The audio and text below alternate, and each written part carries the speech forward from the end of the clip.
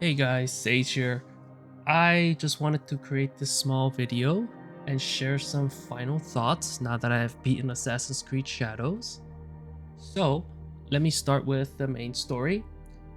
The main story is pretty much if you've played any of the Assassin's Creed story, where you have a group of masked villains who obviously wants power and control. Very similar to that. The way Assassin's Creed Shadows did it is a bit different. It's still the same formula, but as you know, the main rivalry between, the assassin and the Templars is pretty much throughout all of the games. In Assassin's Creed Shadows, it's slightly different. They don't really tell you about that rivalry until the very end. Almost like this main group, they don't even know who the Templars are. They don't know who the assassins are. They're still, sycophants who want power, sure, but it doesn't really, like there are layers to the story. It's almost like the Shimba Kufu, which is the main, the main villains. It's like their own isolated stories. So as you go after one by one, it's like small pieces are being revealed, and it really kind of like pushes you into trying to discover more and more. So it's interesting how they did it. I hope it's not too much spoiler. I don't want to spoil too much, but I want to move on to the side quest. So if you look at this map, well, it's not really a map, but this objective page, you see all these circles. Circles galore. Look at all these circles. So these circles is kind of how the side quest works in this game. And personally, I think this is my favorite version of side quests or side questing in the Assassin's Creed games. It's not like the other games where the quests are very isolated to one NPC, to one specific zone, and it's just kind of like a quick fetch quest or a quick assassinations quest, which are fine, but this really expands from pretty much the main story goal, right? The main story goal is this main circle where it's the masked villains and you kind of have to isolate one by one and then you hunt them down. They expanded on that and really spread them out throughout the map. So what I mean is, if you look at this group right here, this is a side quest, and what they do is they tell you that there's this group that is causing terror, causing trouble, and your job is to go after them.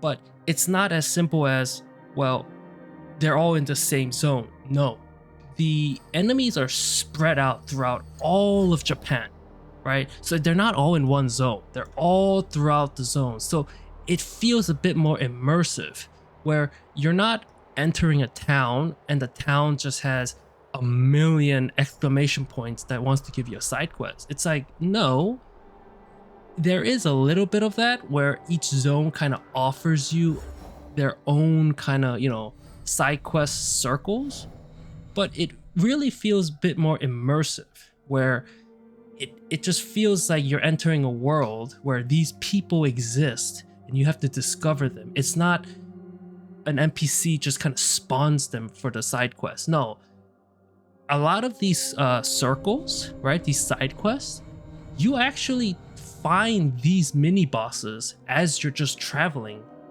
without even knowing that, without even like having the side quest available to you. They just appear.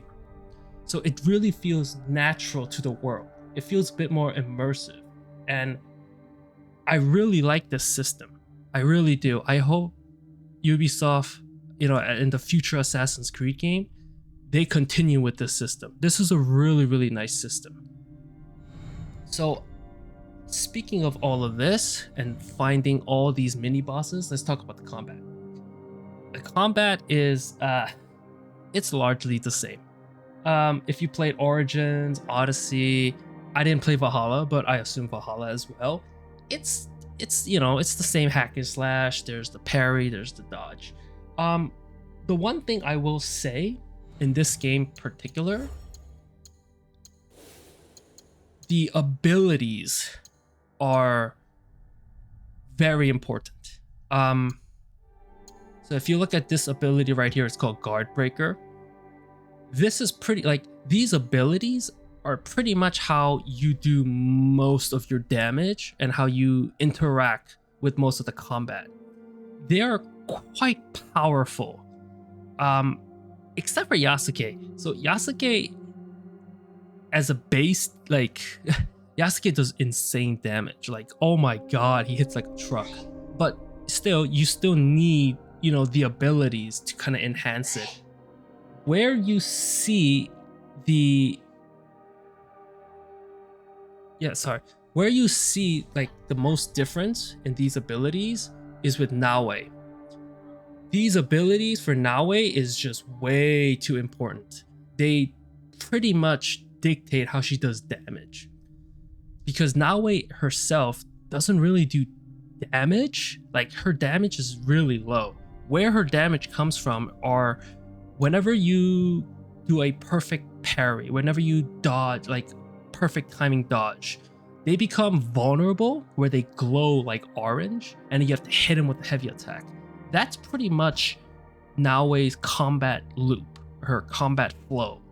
So if you look at this counter attack, where if you dodge perfectly, or excuse me, if you parry perfectly, you get a free hit that does crazy damage and it makes them vulnerable, so you can kind of put a heavy attack and do more damage. And as you upgrade them, you can start parrying harder and harder moves. At the final one, you got the red one, which is early on, you cannot parry those and they hit like a truck. So you got to be careful. But that's pretty much how the combat is. I personally, you should unlock some of these abilities because they're going to be very, very useful. But the combat is, it's the same. But in this game, Ubisoft definitely made the abilities more powerful because they want you to use these abilities. It is what it is. But so, don't save your mastery points. Just use them as soon as you get them, start upgrading. So next, I want to talk about the world. Right off the bat, I just want to say the map, like the world of Japan, is beautiful. It is gorgeous. I think Ubisoft did a fantastic job with this game. Like the architecture, the towns, the shrines, the temples, the castles, the outdoor nature, all of the wildlife. It's amazing. Like really, truly, I think Ubisoft, the artists and the designers who made the environment, who made the map, who made Japan, they did an amazing, amazing job. Really, I have nothing but positive things to say. It's probably one of Assassin's Creed Shadow's best features. Like, so if you ever decide to try playing this game, really it will be the first thing you'll notice. As soon as you start playing the game and you just see the world, it's gonna blow you away. I think this is probably one of the better maps. And also, speaking of just the game looking beautiful, this game also has some of the best weather system, period. I don't know any other games, maybe Red Dead Redemption, but even then, this game is just amazing with this weather system.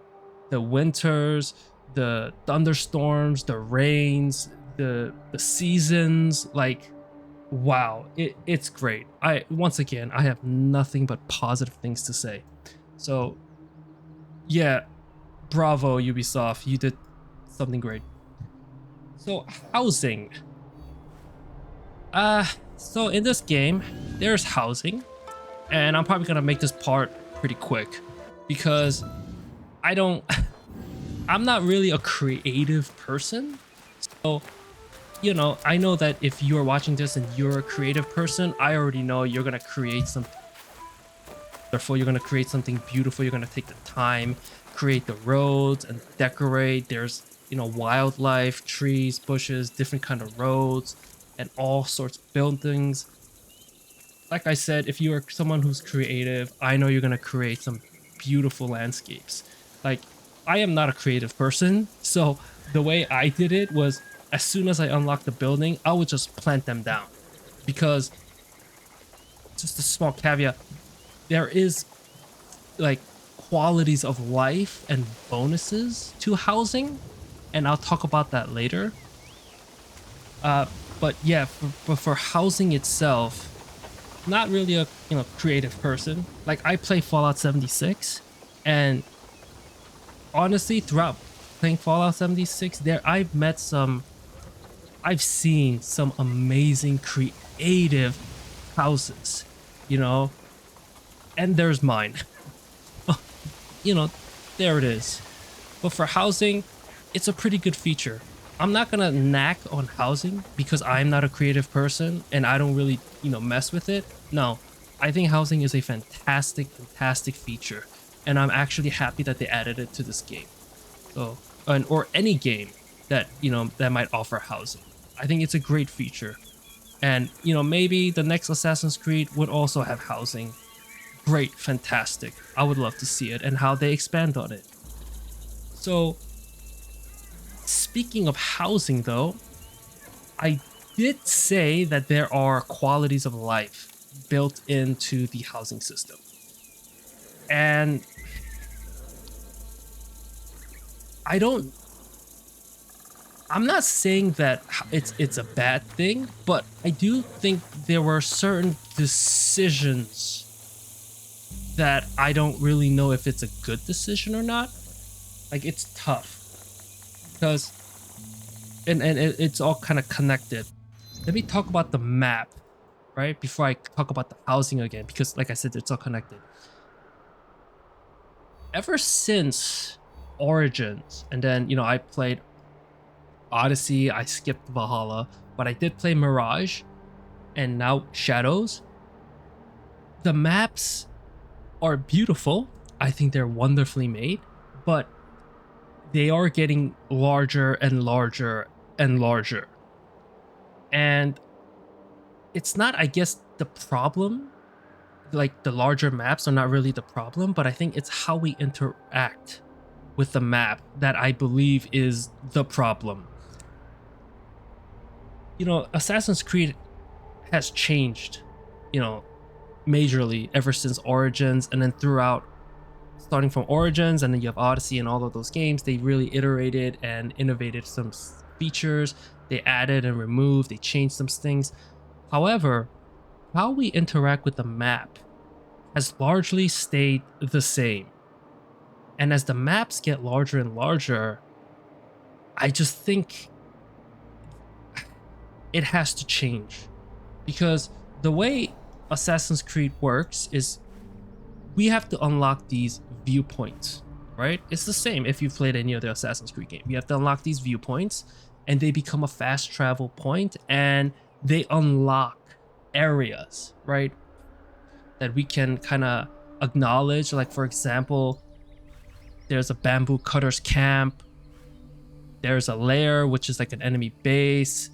If you go over here, there's a shrine. But it's just that why I have a problem with this is because interacting with the map is pretty much what you're gonna be doing like half the times when you're playing this game, right? Because of the how big it is. So what they did was they hid a crucial quality of life feature behind housing and locked it behind a level 4 grind, which is this one. This is actually one of the first buildings you're going to unlock. And this one, this is where, this icon right here, it also shows kind of like the hideouts. Some of the larger towns have a viewpoint, and they have a separate like outpost or hideout fast point that you can unlock. But this one says scouts will reveal the whole province if all its viewpoints are synchronized.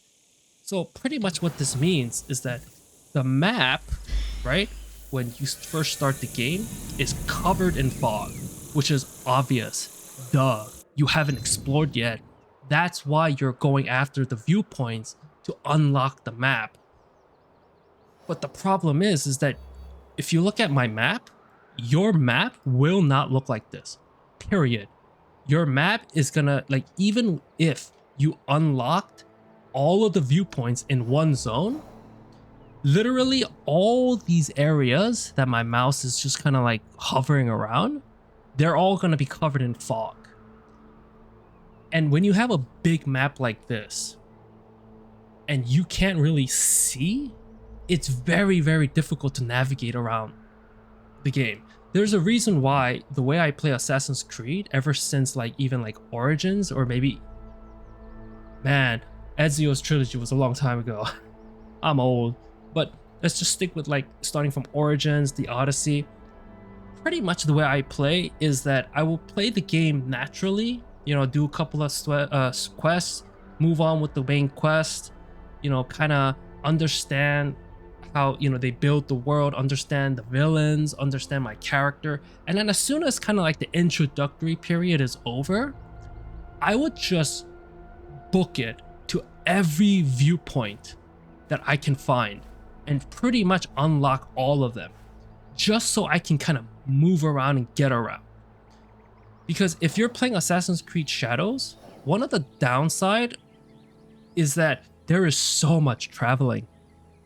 I think if you're gonna, let's say you put like 10 hours into this game, you're gonna spend close to like 4 if you're trying to unlock these viewpoints alone. Like, because even though, like I said, the map is beautiful, they did such an amazing job, the way you travel around this, you know, place without the viewpoint, by the way, and even with the viewpoints, you are strictly confined to the roads. You see these roads? You cannot deviate away out of these roads. Like, you can't. If you try to, you know, let's say like you're here, right? And you just want to like cut through all of this, you can't, because Ubisoft specifically designed it so that if you try to deviate away from the roads, there's also like verticalities so that, you know, your horse can't really jump down or jump up. They added so many trees, bamboos that like just plainly just block your way. There's so many bushes and leaves that just hinders your view. They really want you to stick to the road. So, and the roads are not straight. Obviously, you're in a mountainous area, so there's a lot of curvatures. So, yeah, I don't like. You're basically just, you know, battling the map, and you hit some of the more important qualities of life behind housing. I just thought that's a weird decision, especially at a level 4, you know? Like, it's just weird to me. If it was like a level 2 or a level 3, it's fine. But if you're, once again, if you're a player and you're just playing Assassin's Creed because you enjoy Assassin's Creed and you decided, I don't really want to deal with housing, well, guess what? You're almost playing the game a bit handicapped, because your map is gonna, you know, what you're gonna be interacting with most of the time is gonna be completely just blocked, and you're gonna, you know, constantly look at the map and you're pretty much gonna be lost. I don't know, I just feel like how we interact with the map is just, it hasn't evolved, it hasn't been innovated, it hasn't improved, it's still the same. And I just feel like as the map gets larger and larger, this problem persists. I feel like just playing any Assassin's Creed game, and even this game alone, I think just trying to unlock all these waypoints just so you can get around, you know, to do some of the quests, is just really tiresome. I think it's the weakest point in Assassin's Creed. Like, if you're a new player and you don't really know what to do or where you're supposed to go, I feel like them trying to fight this map is what's going to turn them off immediately. So I don't have a better solution. You know, I'm a gamer. I just play games, you know, but there has to be a better system. I know they tried doing that with this. Basically, it's the Karu Rega. This basically is just a hideout that you can just purchase and it adds an extra. But even then,